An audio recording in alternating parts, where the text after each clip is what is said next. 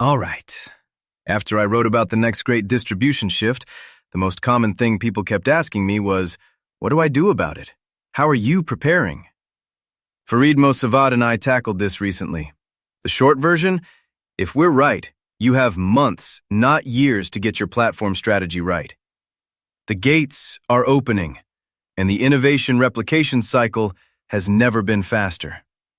I'm not here to tell you these platforms are good or evil. I'm passing no judgment. This cycle happens because of competitive and capitalistic incentives. My personal mentality is that it is what it is, but it's a game. They are playing you, so you need to know how to play them.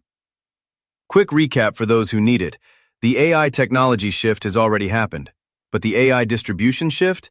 That's just beginning. Every major platform transition follows the same pattern. Technology first, distribution second. We saw this with social networks, with search, with mobile. The technology foundation establishes first, then the distribution revolution follows. And that revolution determines which companies capture and control all the value that got created. We are now approaching that inflection point. You've got OpenAI with ChatGPT, Anthropic with Claude, Google with Gemini, Meta with Llama, and Apple with something coming eventually. This competitive dynamic directly replicates previous distribution shifts. Facebook competed against MySpace, Orkut, Friendster before achieving dominance. Google emerged victorious despite Yahoo's early distribution supremacy. Initial market position does not guarantee long-term platform control. And these shifts always follow the same three-step cycle. Step 1. Moat identification. The eventual winner identifies sustainable competitive advantages. In AI, this moat is shifting from model intelligence to context and memory accumulation. Step 2. Opening the gates. The leading platform creates an open ecosystem. Third-party developers receive capabilities and distribution in exchange for extending platform functionality. Step 3. Closing the gates. Once competitive position is secured, platforms optimize for monetization and control. Organic distribution gets constrained. Successful third-party apps get absorbed into first-party features. This phase is inevitable. But here's the thing. There is no opting out. If your competitors integrate with emerging platforms and gain advantages while you sit on the sidelines, you lose. The strategic choice is not whether to engage, it's how to position yourself within an inevitable participation framework. So that gets us to the real question. What's your betting strategy? The two most common reactions I hear are, I'll be early but diversify across platforms until a winner emerges. Or, I'll wait until it's clear who the winner is. Both of these are wrong.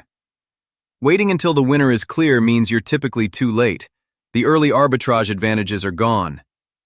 Being early and diversifying might work for massive companies with huge experimental budgets, but startups don't have this luxury. You need to bet, and you need to bet right. Fareed Mosavad gave a great example of this. He said, in the mobile shift, if you bet on just Apple, you could be a winner, like Instagram.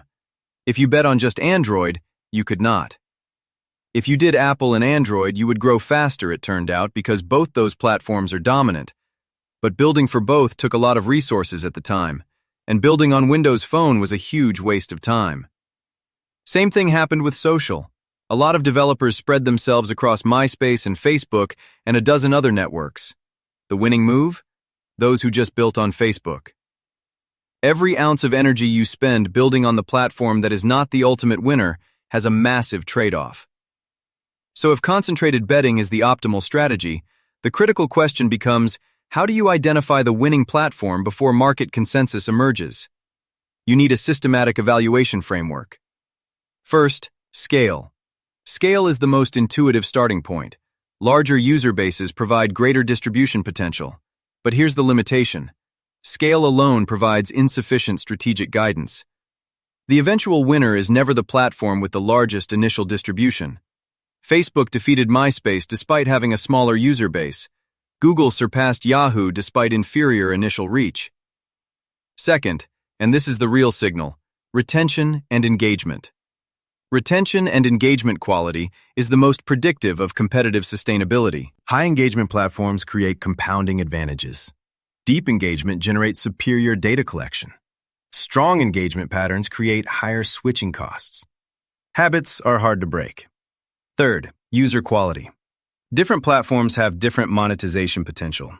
iOS users demonstrated higher spending despite Android's larger global user base. Early in the platform wars, Facebook users monetized much more effectively than MySpace users. Fourth, value exchange. You need to understand the rules of the game you're playing. Successful platforms establish clear value exchanges where participants receive capabilities and distribution in exchange for extending platform functionality. And watch out for platforms that are behind offering artificial incentives to attract developers. That value exchange is unsustainable. Evaluate platforms based on sustainable organic distribution mechanisms. Now, here's where most companies get it wrong. They obsess over platform entry timing while completely ignoring the more critical challenge: building sustainable competitive positioning before the platform inevitably closes its gates. You have to enter with the end in mind. So, what's the path? First, user experience control. You must control meaningful portions of the user experience rather than existing purely as platform extensions. Companies that allow platforms to own complete user experiences become features rather than products, vulnerable to absorption or replacement. Second, workflow integration. Embed into use case-specific workflows that extend beyond general platform capabilities. This creates specialized value propositions that platforms cannot easily replicate.